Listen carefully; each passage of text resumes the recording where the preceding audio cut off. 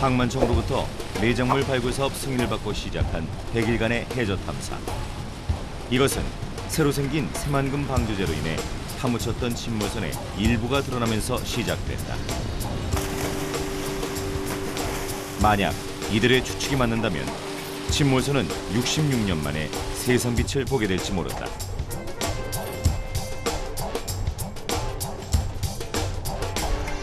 바로 여기가 이들이 찾아낸 침몰 지점이다. 군산항을 떠난 지 2시간 만에 탐사선은 최종 목적지에 도착했다.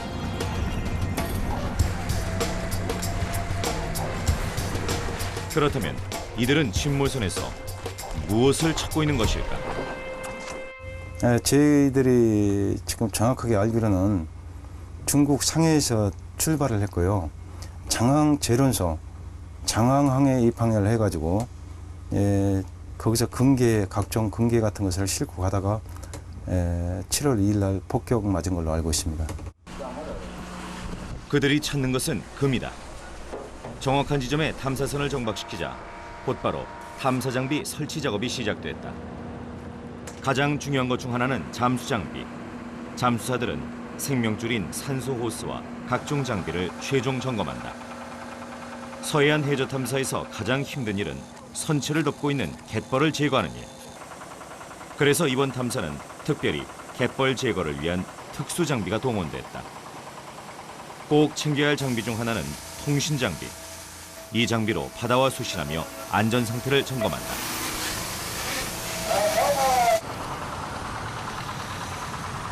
군산 앞바다 해저 탐사. 탐사 지점은 2번의 현장 조사로 확인한 것이다.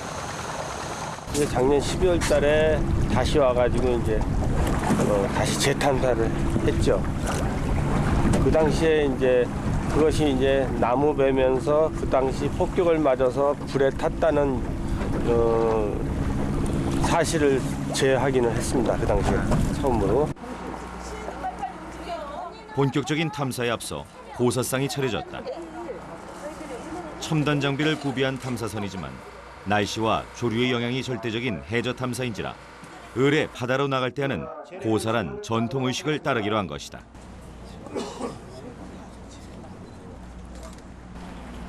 날씨가 절대적인 바다의 영향도 있지만 고사를 지내는 남다른 이유는 또 있다. 그 배가 폭격을 맞았기 때문에 그 원인들을 갖다가 달래주고 또 여기에 참가하는 모든 사람들 그 안전과 건강을 지키기 위해서 저희들이 한다고 보겠습니다. 국어 살펴주세요.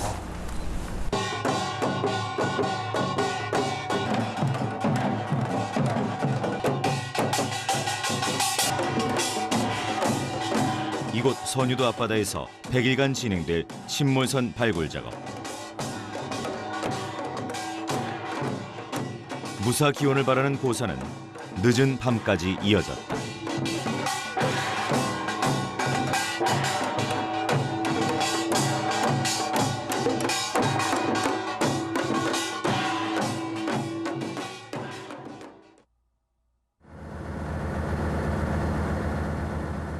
(5월 2일) 드디어 첫 탐사일이다. 간만에 탐사하기에 좋은 날씨다. 잠수사들은 통신 장비가 달린 마스크를 착용해 안전을 확인한다. 물속에서 CCTV 역할을 하는 이 줄은 생명줄이나 다름없다. 지금 입구항에서는 소리가 너무 커.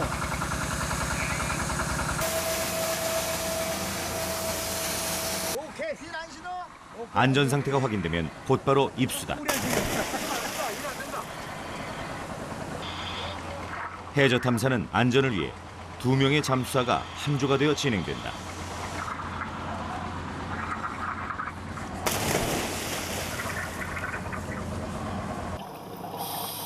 수심 18m의 깊은 바닷속.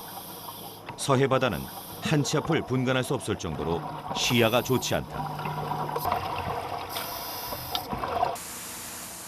수심 18m에서 잠수사가 견딜 수 있는 시간은 30분 남짓이다.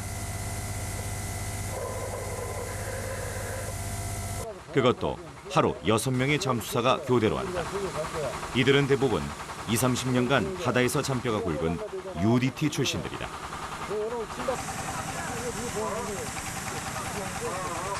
그 사이 첫 탐사를 마친 잠수사들이 갑판으로 올라왔다.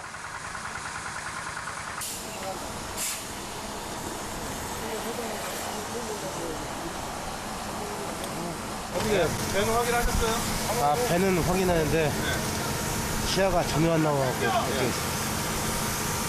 시야 자체가 안 나와요. 수년간 준비해온 침몰선 발굴 작업.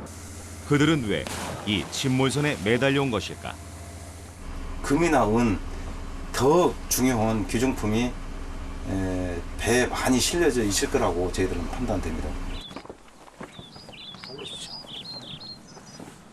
놀랍게도 이 마을에는 66년 전 그 배가 침몰하던 현장을 목격한 사람이 2명이나 생존해 있다. 안녕하십니까. 먼저 이곳 선유도에서 나고 자랐다는 할아버지 댁을 찾아 나섰다. 올해 92세의 남기순홍. 고령의 나이지만 아직도 그날을 생생하게 기억하고 있다. 침몰된 거? 예. 거시 저 금태 침몰된 거? 예. 아이고 그것이 어느 때라고. 저 산 끝에서 조금 나오더라고. 나오는데 비행기가 이렇게 와가지고서는 두 대도 막. 첫 번째 하나 때리고 그 다음에 때리고. 그래가지고 거기가 불바다에 돼버린 게 돼가지고는 이게 저리가 떠내려갔거든. 떠내려갔는데 또 내려가고 밤에 말이야 이 남풍이 불었단 말이야. 그러니까 이 바닥이 말이야 전부 불바다 돼버렸어. 그리고 66년 전 저 바다에서 일어난 일을 또렷하게 기억하는 목격자는 또 있다. 저 셋째에서 비행기 소리가 오르르르 나더라고. 근데 비행기 소리 막 나자마자 조금씩 거기서 꽝 소리가 나. 그러니까 비행기가 와서는 거기다 그냥 세려버렸어. 배에다가 한 방에 그냥 맞아버리더만. 그냥 불이 확 붙었네 이제. 붙어가지고 그쪽에 뭐냐면 물이 이 썰물이 거운 대하썰물이야. 얼마 아니면 이제 뒷물로 올라올 판이야. 고고산 쪽으로. 그런 데인데 불 붙어갖고는 이제 많이 그러자 여러 정도 이제 해가 졌지. 근데 나는 이제 그날 자고 아버지 기일이라 거기서 왔다가 그런 게 작은 집이가 조그마한 산 하나 넘어가 있어 이쪽가. 나는 이쪽에서 살고. 그 여기 산에서 이제 이거 보면은 다 보이지. 그 배가 불타서 떠 오는지. 훤해 그냥. 침몰선이 격침되던 그 해는 1945년. 일본은 전쟁 막바지였다. 1945년 3월 동경 대공습이 감행됐다. 도시는 순식간에 불바다가 되고 모든 기간 산업이 파괴됐다. 식량 공급마저 중단돼 기아 상태에 처참한 생활을 했던 시기였다. 그리고 1945년 4월 1일 미군이 오키나와에 상륙하면서 일본 본토에 대한 전면적인 공격이 가능해졌다.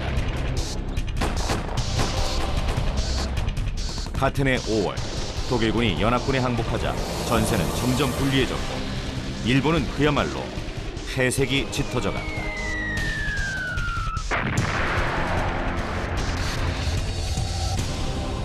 그리고 7월 미국의 대규모 공습이 감행됐다. 미 공군과 잠수함이 일본 선박에 대한 대대적인 공습을 시작하면서 한반도 연근해의 선박도 미군의 공격 대상이 됐다.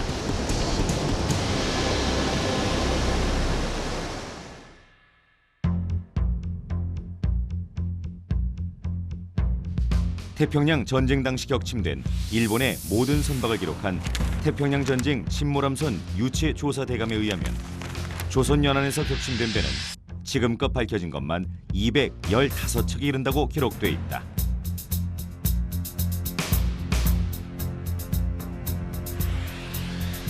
지금 우리가 찾고 있는 침몰선도 지난 1942년부터 45년 사이 우리나라 서해, 남해, 동해안에서 미군의 비행기 공습에 의해 침몰한 200척의 선박 가운데 하나다.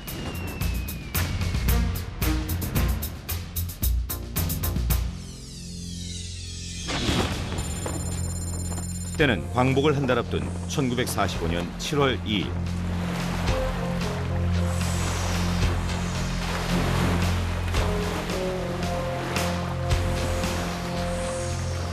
군산에서 쌀을 비롯한 온갖 귀중품을 싣고 일본으로 향해 가던 배 한 척이 미군 항공기에 폭격을 받는다.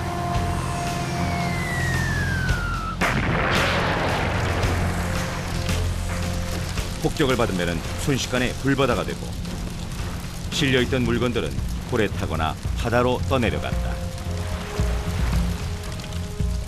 그렇게 바다를 붉게 물들인 배 한 척은 12시간이 넘게 타고서야 바닷속으로 가라앉았다.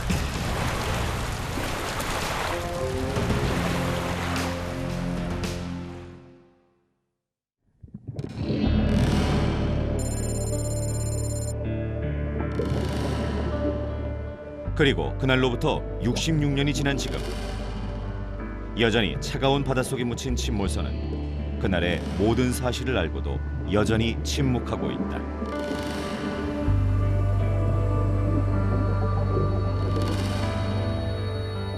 (1945년 7월 2일) 이 배에는 무슨 일이 있었던 걸까? 침몰선은 과연 그날의 진실을 알려줄 것인가?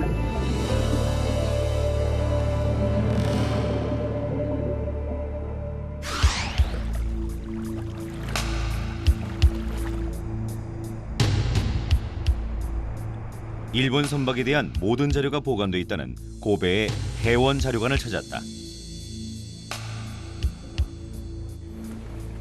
이 자료관의 담당자인 오이타 씨는 조심스럽게 낡은 책 한 권을 갖고 왔다.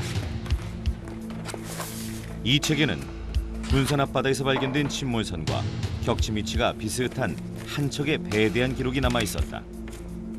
7월 2일 격침된 배는 모두 4척. 그중 하나인 것이다. これは日本国の、当時の厚生省が作った資料です。でこれを見たらここに第10二島丸で35度43分126度23分イーストね。でこれは航空機飛行機ね。で沈没までこれで分かった。ここが荷物を入れるところ。 그날 격침된 배의 이름은 다이주 후타 시마마루. 수많은 배들 가운데 어떤 모습이었을까? 이름만 확인했을 뿐 그날 격침된 배의 모습은 찾을 수 없었다.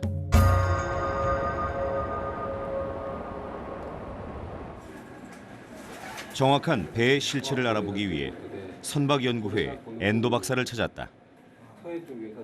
그는 전시 선박학의 공동 저자이며 후생성의 선명록 작성을 도와온 선박 전문가다.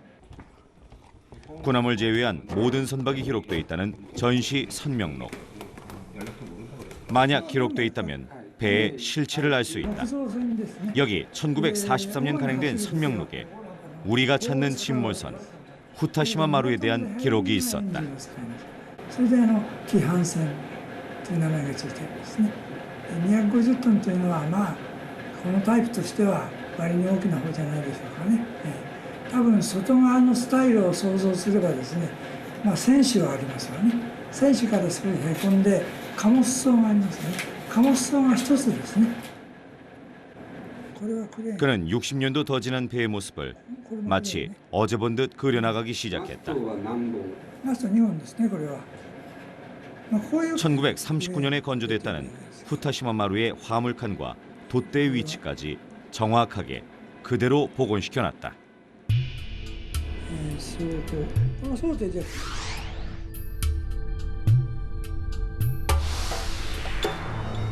후타시마 마루는 길이 30m, 폭 8m의 목선이자 250톤급 화물선이었다.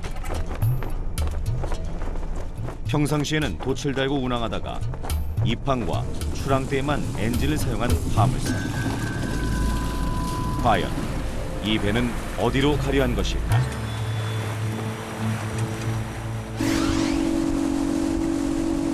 군산 앞바다의 침몰선이 일본에서 확인한 그 배가 맞는지 알기 위해 사이드 스캔 소나라는 첨단 장비로 확인해 보기로 했다.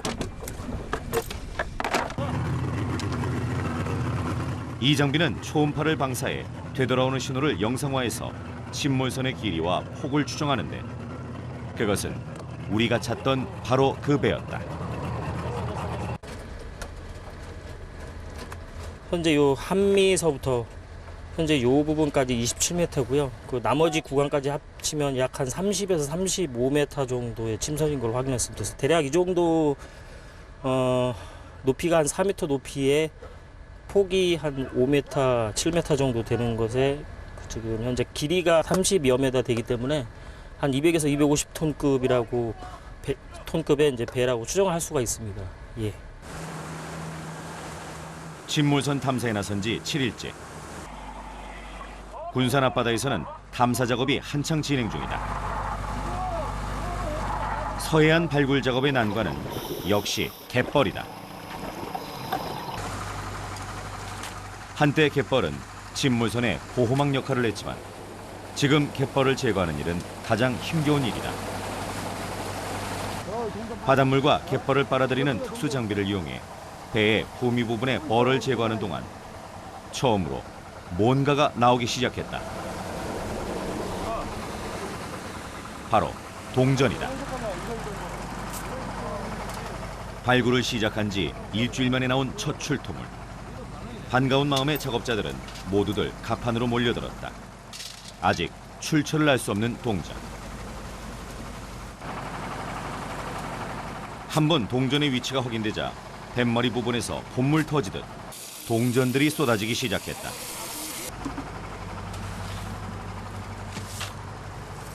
이번에 건져 올린 것도 그 절반이 동전이다. 많이 올라오네, 많이 올라와. 작업대를 만드는 게 좋겠다, 높게. 배 깊이가 3m거든요. 3m인데 얼마나 올지 모르겠어요. 선배락이 대사이다. 선배락이 대사이다. 이 많은 동전은 어디에 있었던 것일까? 제가 작업한 데는 그 선수의 액칼 위치 부분인데 거기에 이렇게 나무 상자 박스가 이렇게 겹겹이 있는데 거기에 동전이 막 그냥 겹겹이 쌓여 있어요. 어마어마하게 있어요.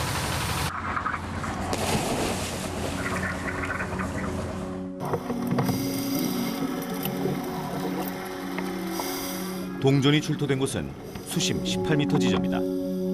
한 치 앞도 보이지 않는 바닷속. 잠시 후 희미하게 나무로 된 배의 형태가 모습을 드러냈다. 66년간 바다에 파묻혀 있었다는 그 침몰선이다.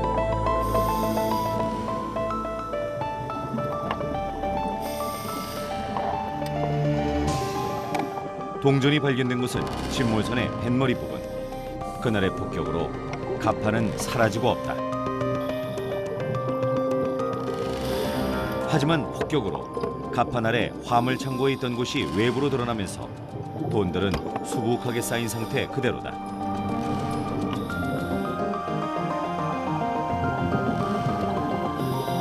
세월의 흐름도 비껴가며 침몰된 배와 운명을 같이 했던 동전들은 드디어 66년 만에 세상 빛을 보게 됐다. 군산 앞바다 수심 18m 지점. 여기서 작업할 수 있는 시간은 30분 남짓. 그나마 경험이 풍부한 잠수사들이라 가능한 일이다. 이제 지상으로 올라갈 시간이다. 이 관을 통해 수심 18m 깊은 바닷속의 출토물들은 세상 밖으로 나오고 있었다.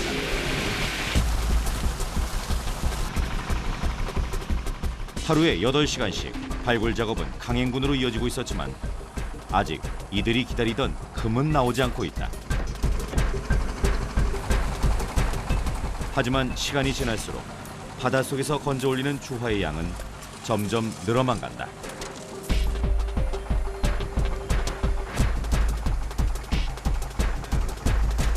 글자와 문양으로 볼 때 중국 것으로 추정되는 주화. 침몰선은 이 돈을 싣고 어디로 가려고 한 것일까?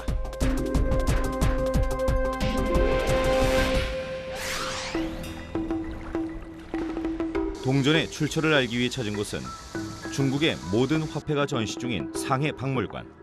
개중에는 금화 하나에 1억 원을 호가는 고가품도 있다.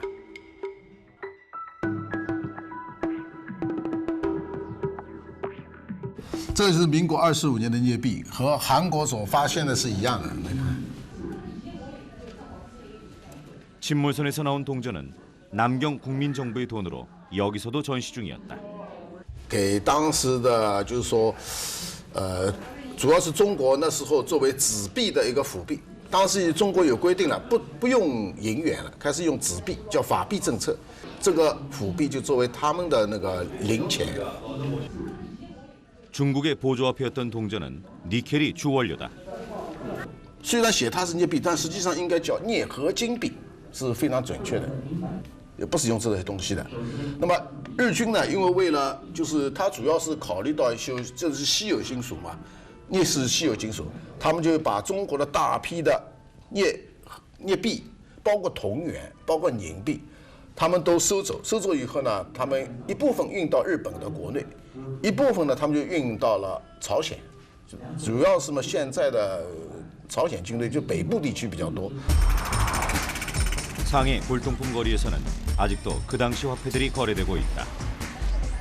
보조화폐, 즉 잔돈에 불과했지만 희소 금속이란 이유로 일본으로, 조선으로 가져갔다는 니켈 화폐들. 친물선에서 나온 것도 역시 같은 종류였다. 하지만 지금도 홍콩에서 유통되는 데다 발행량도 많아 희소성은 낮다. 그렇다면 66년간 바닷속에 묻혀있던 돈의 상태는 어떨까? 这个是民国31年的镍币，是按照现在说起来是1942年发行的法定货币。那经过呢几十年了，掉在海里面以后呢腐蚀了，腐蚀成了就是成了上面有坑坑洼洼，差不多4个，所以100块。 太贵了，这个几万、10万。 남경 국민정부 시대 니켈 화폐를 주저한 곳은 여기 상해 조폐창이다. 그리고 일본이 상해를 점령하기 전인 1937년까지 여기서 만들어졌다. 조선을 발판 삼은 일본은 1930년대 이후 점령 범위를 넓혀갔다. 31년엔 만주 일대를, 37년엔 상해를 점령한 데 이어서 남경 국민정부의 수도였던 남경까지 함락시켰다. 1937년 중일 전쟁 이후 침략전쟁을 전면적으로 확대한 일본은 상해를 점령하면서 중국 본토에 대한 침략을 본격화했다. 그리고 중일전쟁에 이어 태평양전쟁까지 일본의 전선이 넓어지면서 막대하게 늘어난 군비 지출을 감당하기 힘들자 식민지로부터의 경제적 약탈을 강화했다. 那么经过第2次世界大战，这个日本它的国力由于这个长时间的战争，这个日益难以得到支持，所以它非常需要能够从它的占领国掠夺各种的财物资产，包括金银、货币等等。 일본은 침략 전쟁을 본격화하면서 식민지에 대한 수탈을 한층 더 강화해갔다.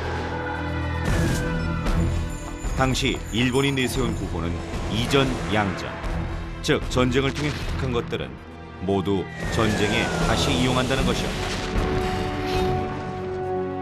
식민지의 식량, 귀금속은 물론 은행까지 모두 약탈의 대상이었고 약탈은 갈수록 잔혹해져 갔다.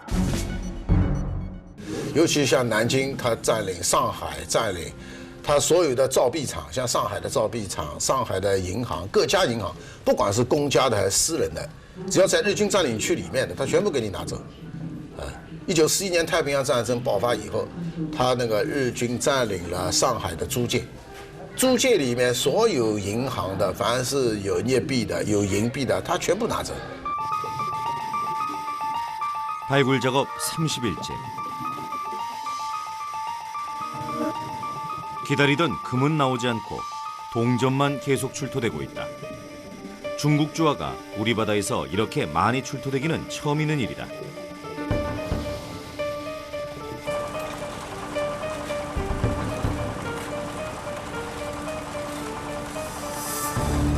일본군이 중국에서 약탈해온 니켈 주화는 이곳 군산 앞바다에서 매일 쏟아지고 있다.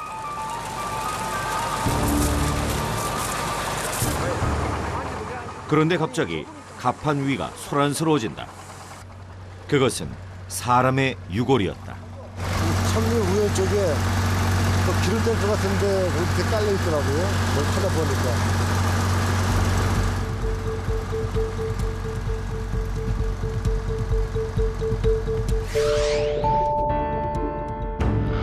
선체에서 유골이 발견된 곳은 원래 기름 탱크가 있던 자리.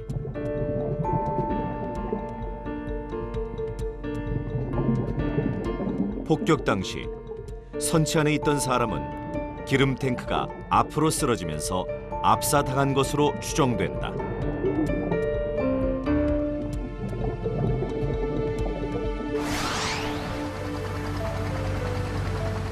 침몰선과 운명을 같이 한 이 사람은 과연 누구일까?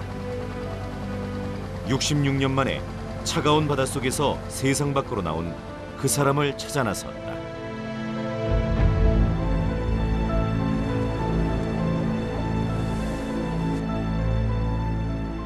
군인을 제외한 희생된 선원들의 모든 명단을 보관하고 있는 일본의 순직선원 현창회를 찾았다.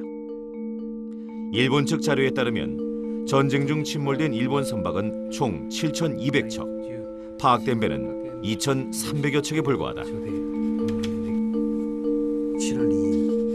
침몰선인 다이주 후타시마마루는 1945년 8월 말소 기록이 남아 있었다. 그렇다면 6만 명의 희생자 명단에 그 사람의 이름도 있을까? 見る限りたくさんのいずれにしてもうちにある名簿については戦没した船に乗っていて死んでしまった人たちの慰霊をここはやってたからですね。でそこの名簿というのは厚生省から一番初めに資料を出してもらって名簿整理をしています。その後加えたものはありますけど、それが大元になったわけですね。ですから、沈んでしまった船、その中で、亡くなった船員の人たちが判明しているものについてはここに全部あるわけです。でそれ以外に、ここにないということはそういう人たちが判明してない、分かってないですね。 말소 기록까지 남아 있었지만 다이주 후타시마마루 그 배에서 희생됐던 사람의 이름은 단 한 명도 찾을 수 없었다.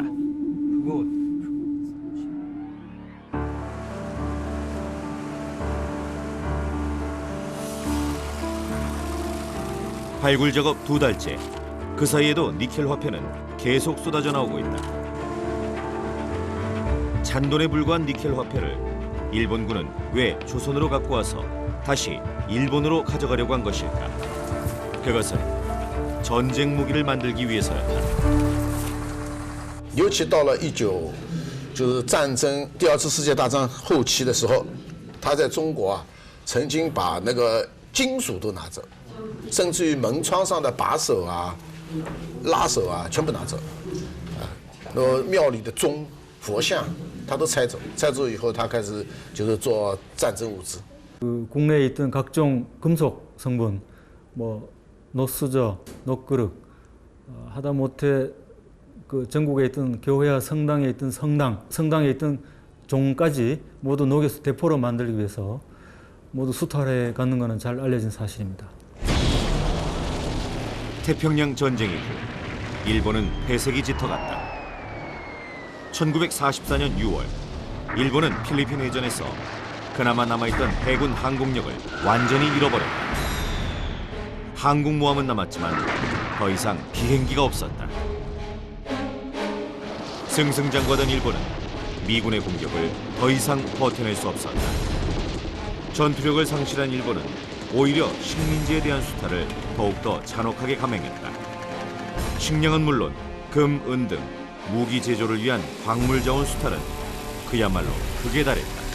막 전쟁 막바지에 광산업에 종사하는 우리 조선인 직용자들이 5년 동안 20만 명에서 70만 명 정도로 늘어난 것을 봐서 일제 수탈이 극에 달했던 1945년 7월 2일 군산항에서 출발한 그 배도 조선에서 수탈한 소중한 물건들을 싣고 일본으로 가다가 침몰됐다.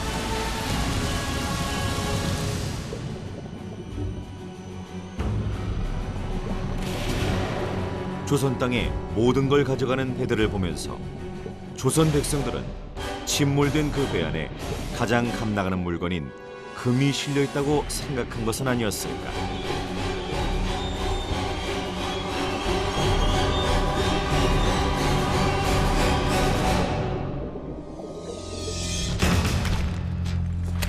전쟁 막바지, 일제는 전쟁 무기를 만들기 위한 광물 자원 수탈을 한층 더 강화했다. 금, 은, 니켈 등 25가지 주요 광물의 생산량을 늘리며 대대적인 약탈을 일삼았는데 그 핵심은 금이었다.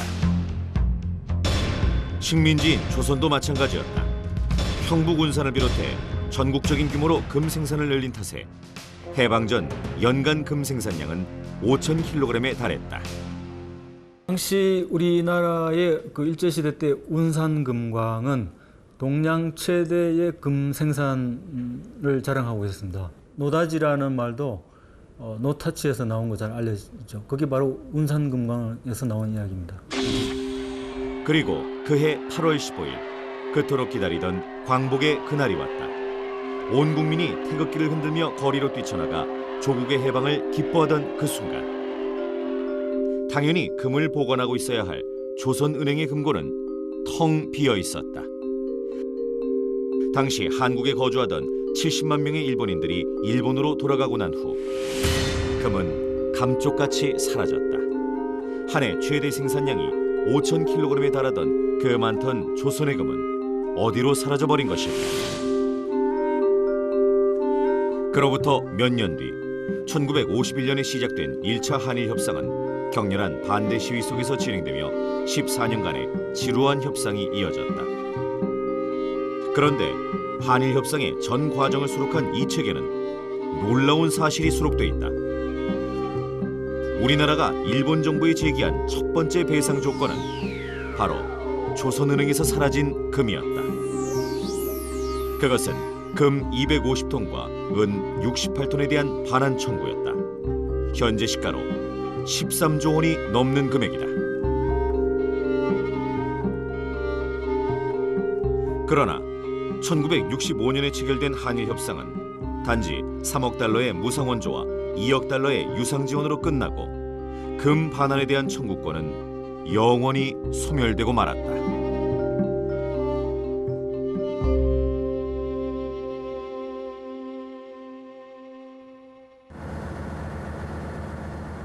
(7월 24일) 발굴 작업을 시작한 지 이제 석 달째. 이들이 그토록 찾고자 하는 금은 아직 나오지 않고 있다.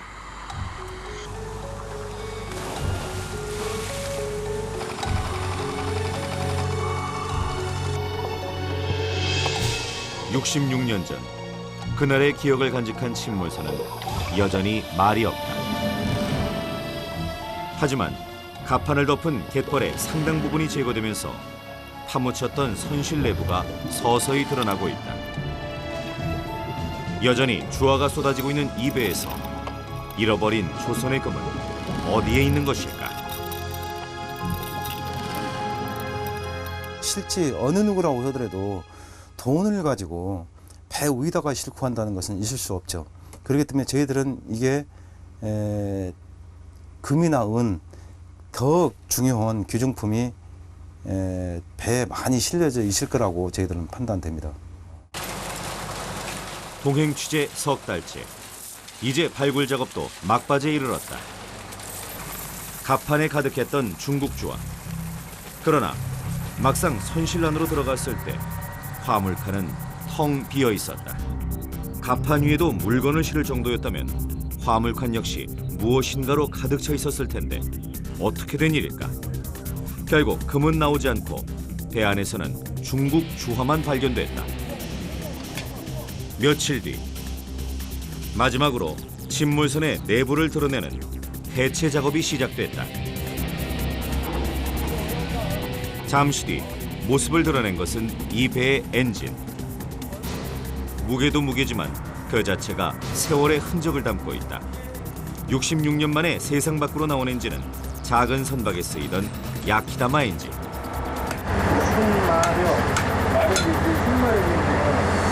디젤 엔진 이전에 사용된 야키다마 엔진은 항구를 들고 날 때만 사용되던 작은 엔진이었다.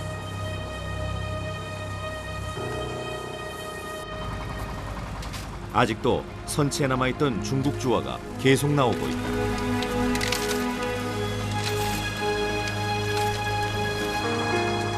그리고 그날을 기억하는 다른 물건들이 나오기 시작했다. 불에 타 검게 그을린 나무 조각들. 이것들은 폭격에 맞아 불에 탄 66년 전의 그날을 생생하게 보여주고 있다. 포탄에 맞고 파편처럼 날아가 갑판에 박혀버린 동전들.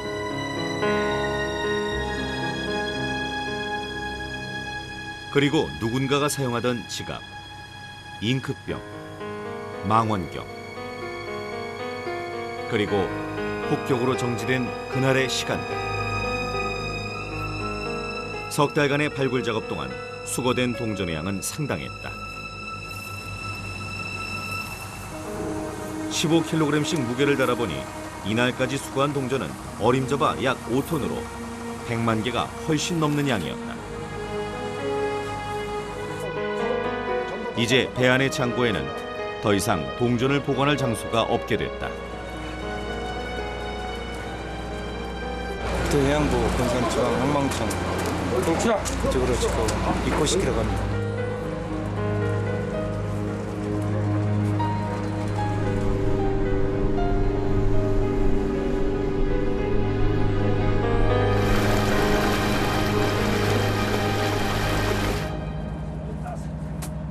드디어 2시간 만에 군산에 도착했다.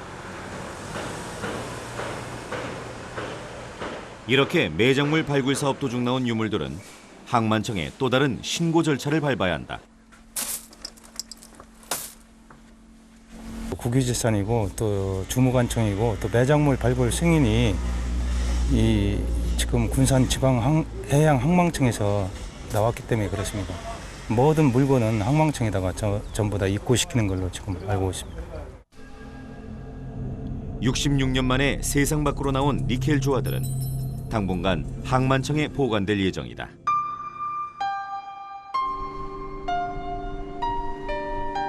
뜨거운 여름, 또 한 번의 8월이 오고 있다. 탐사선 위에서는 이름도 없이 침몰선과 함께 파묻힌 그들을 위한 제사 준비가 한창이다. 제사를 지내는 것으로 이제 100일간의 발굴 작업도 끝난다. 하지만 그 이후의 발굴 작업에서도 금은 여전히 나오지 않았다. 침몰선에 파묻혀 차가운 바닷속에서 66년 만에 세상 밖으로 나온 그들을 위로하는 자리. 좋은 곳으로 가시기를 바랍니다. 당신들을 위해서 저희들이 묵념을 하겠습니다. 다 같이 묵념. 누구였을까? 일제에 강제로 동원된 조선의 청년이었을까? 아니면 부모 형제, 자식을 위해 위험한 전쟁터에 나선 일본의 젊은이였을까? 잊혀진 건 그들뿐만이 아니었다. 파묻힌 건 침몰선 다이주 후타시마 마루만이 아니었다. 기억의 파편처럼 우리가 잊은 억압과 수탈의 그날들, 그리고 기뻐하던 해방의 그날. 66년 만에 떠오른 한 척의 침몰선은 잠든 우리의 역사를 깨우고 있다.